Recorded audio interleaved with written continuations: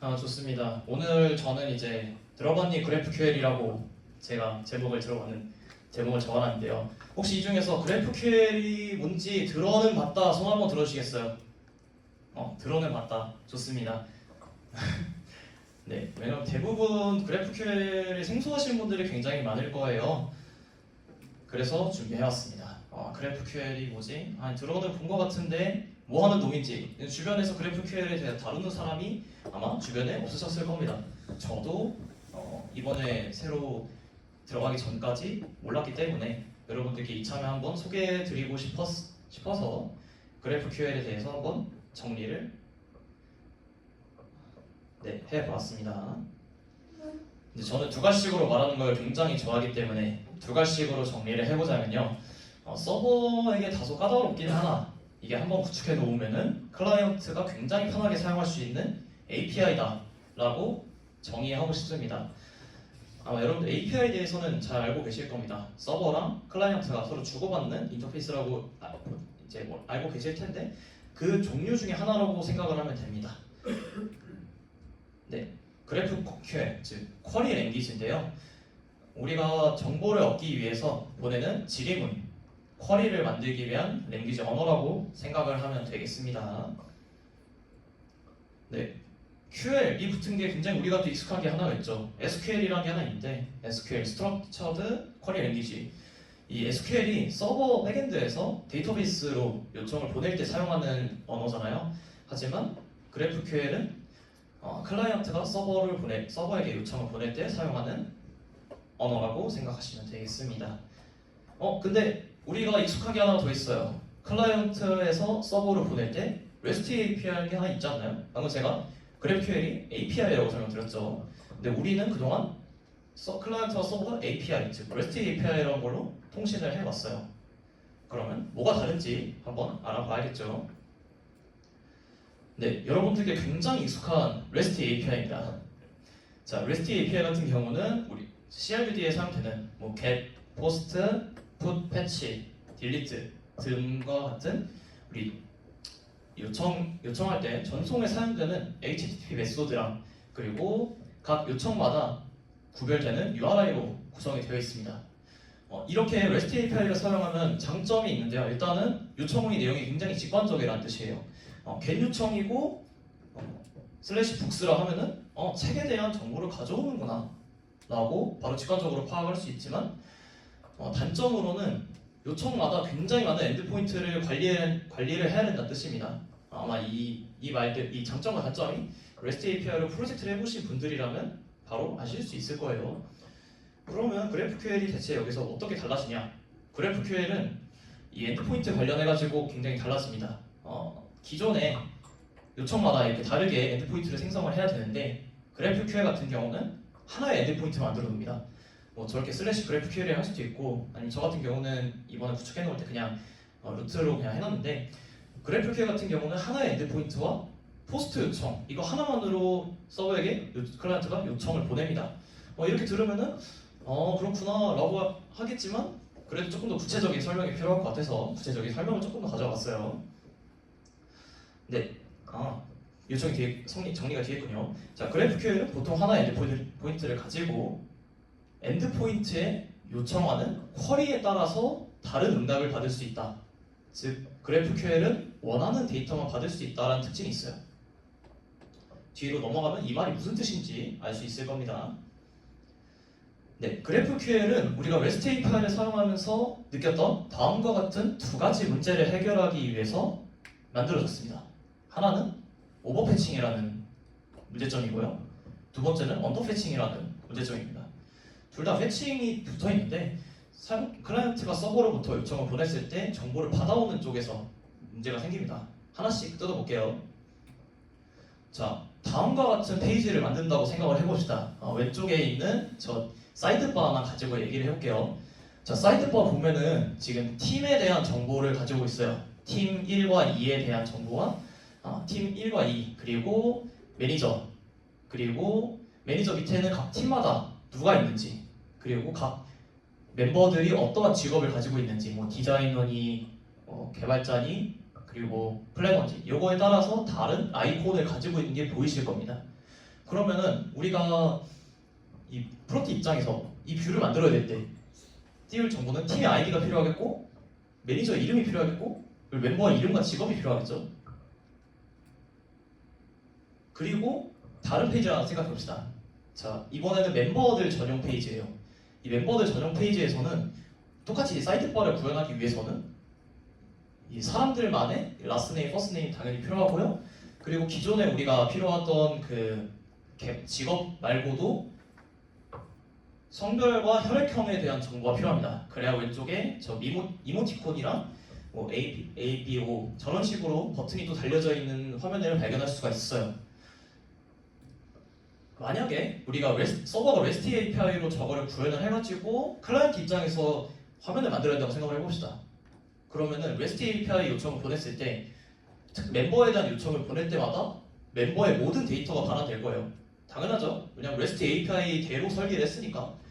뭐 아이디가 1인 멤버에 대해서 요청을 보냈을 때 get 메소드를 보냈을 때 뭐 first name, last name, 그리고 롤, 성별, 그리고 혈액형까지 쭉 나올 겁니다. 우리는 이 화면에서 지금 멤버 이름과 직업만 알면 되는데 요청을 보내고 받았을 때 필요 없는 성별에 대한 정보라든가 혈액형에 대한 정보 같은 이런 필요 없는 정보까지 받아지는 겁니다. 이게 오버패칭이라고 생각하면 됩니다. 필요한 데이터 말고 더 많은 데이터가 지금 받아져야 하는 상황이죠.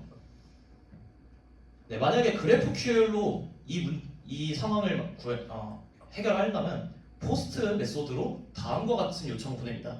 쿼리라고 해놓고 중괄호 하나 열려져 있고 people이라는 단어가 있고 ID, first name, last name, role 이렇게 네 가지 정보를 쿼리로 넣어놨어요. 이렇게 하고 포스트 요청을 보냈을 때 다음과 같은 정보가 받아집니다.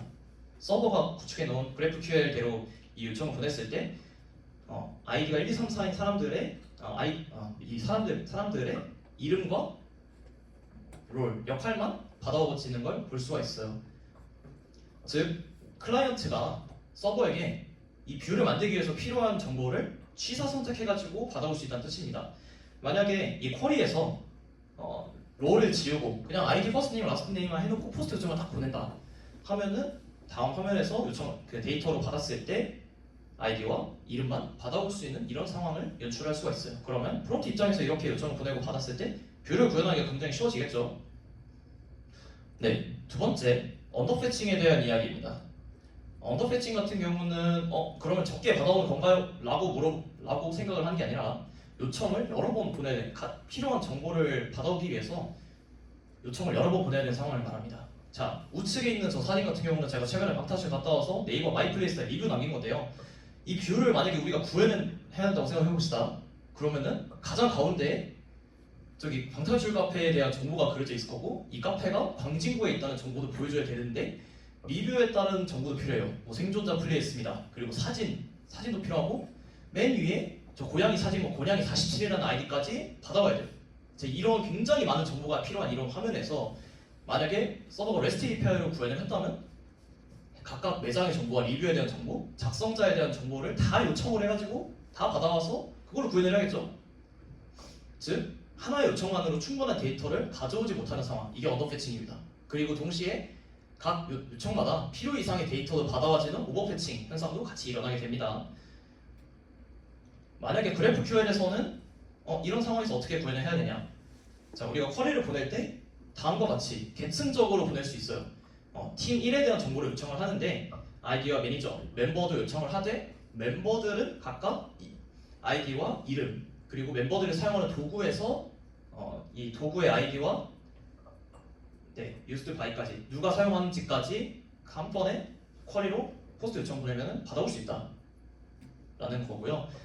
여태까지 제가 지금 쿼리라고 말씀드렸는데 요청에는 정보를 받아오는 get 메소드만 있는 게 아니죠. 바로 뭐 패치라든지 포스트라든지 딜리트라든지 우리가 알고 있는 그 개념대로 요청을 하는 다른 뮤테이션이라는 게 존재합니다. 자, 왼쪽에 있는 뮤테이션 같은 경우는 자, edit team이라는 메소드가 있어요. 그리고 임자로는 id를 갖고 있고 input이라는 또 임자를 갖고 있습니다. 이 인풋에 제가 매니저는 서해근이라 해놓고 클리닝 듀티는 일요일이라고 적어놨어요. 이렇게 하고 또 괄호 열어서 그 밑줄을 이 요청을 보내고 난 뒤에 어떠한 데이터를 받아보고 싶은지 다음과 같이 적어놨습니다. 그러면 이 상태로 요청을 보냈을 때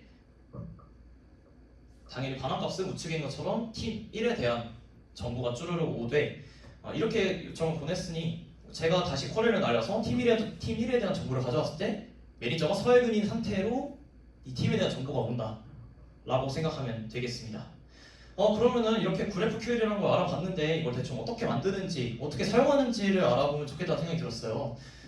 GraphQL은 단순히 요청을 보내기 위한 형식입니다. 굉장히 우리가 REST API를 사용하기 위해서 REST API를 어디서 다운받아오지 않죠. 그거를 사용하기 위한 구현체를 라이브러리를 사용을 하죠. 예를 들어 엑시오스를 통해 가지고 서버에게 클라이언트가 REST API 요청을 보낸다든지. 그렇기 때문에 GraphQL도 똑같습니다. 해당 GraphQL 요청을 보내고 응답을 받기 위해서는 해당 GraphQL을 구현하는 방법도 있지만 보통은 아폴로라는 이 라이브러리를 굉장히 다 사용한다고 사용한다고 생각하면 됩니다. 이 아폴로가 굉장히 언어별로도 나눠져 있는 것도 많고 아폴로 클라이언트, 아폴로 서버 등과 같이 백프 둘 다 사용할 수 있게끔 나눠져 있어요. 자, 간단하게 백엔드에서 어떻게 이 GraphQL을 구현하는지 제가 Node.js로 구현을 해왔었는데 아폴로 서버 같은 경우는 이 GraphQL에서 다루고자 하는 타입이 어떻게 정의되어 있는지 그리고 요청을 받았을 때 어떻게 서비스 코드를 어떻게 작성하는지 리졸버라는 이 두 가지를 갖습니다.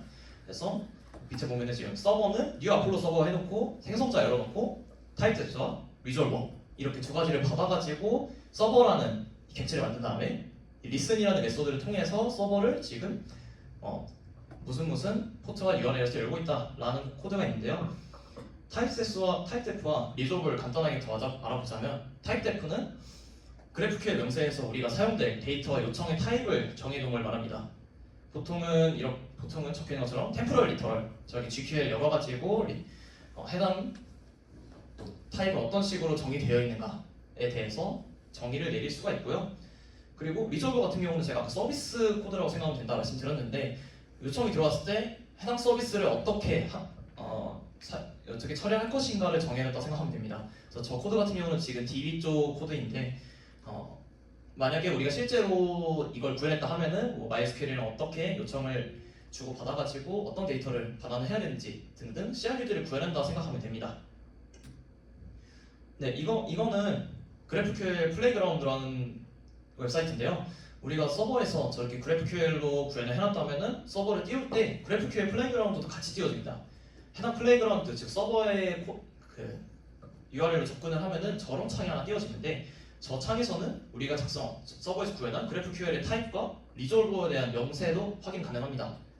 바로 우측에 있는 저 스키마와 독스를 열어보면은 다음과 같이 적혀져 있어요. 서버가 작성만 해놓은 타입테스트와 리졸버를 작성을 해놨는데 바로 GraphQL에서 저렇게 명세서까지 만들어준다. 그러면 클라이언트에서 입장에서 저 people이라는 타입은 어떤 게 들어가 있구나. 그리고 왼쪽에 있는 것처럼 또 equivalence에 대한 건 어떤 게 반환되고 뮤테이션에 대한 input 값은 어떤 게 넣으면 되는구나 라는 거를 바로 그냥 확인할 수 있다 라는 거고요. 또 그냥 저 창에서 바로 쿼리랑 뮤테이션을 날려가지고 서버가 어떤 값을 주는가도 바로 실현할 수 있습니다. 네, 프론트에서 어떻게 구현하냐. 프론트 같은 경우는 제가 시간 관계상 쿼리만 갖고 왔는데 저렇게 템플릿 리터럴로 GraphQL 쿼리를 작성을 하고 그리고 렌더링을 하고자 하는 컨텐츠 아이디를 저장할 스테이트를 저기 유즈 스테이트로 정의를 해놓은 다음에 코드가 좀 긴데 해당 쿼리에게 가운데 저 유즈 쿼리라는 게 보일지 모르겠어요. 유즈 쿼리에다가 아까 작성한 GraphQL 쿼리를 넣어가지고 각각 로딩될 때 그리고 에러 상황일 때 요청이 성공적으로 돌아왔을 때 화면을 저렇게 UI로 렌더링 해준다라는 방식으로 생각을 하면 됩니다. 자, 이렇게 제가 지금 장점만 굉장히 설명을 많이 했는데 단점은 다음과 같이 있어요. 자, 첫 번째는 캐싱에 대한 문제입니다.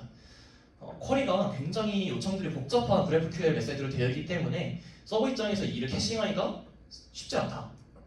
두 번째는 쿼리가 다소 복잡하기 때문에 이거를 서버 입장에서 해석을 해가지고 딥에서 엔티티를 가져야 되기 때문에 REST API에 비해서 서버에 부담을 다소 줄 수 있다.